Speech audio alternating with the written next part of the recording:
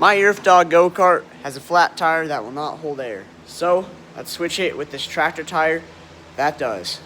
All right, this thing's already jacked up.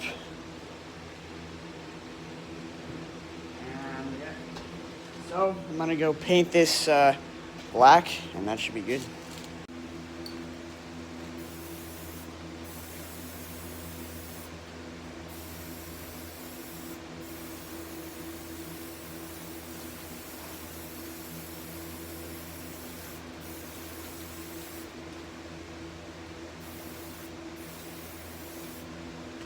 Let that dry, and let's put it on. Let's get this tire off.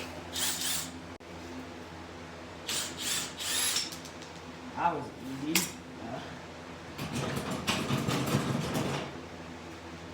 There you go. Now, let's go put the new one on when it's done drying. Tighten down. Should be all fixed. Let's go test this out. Looks pretty good.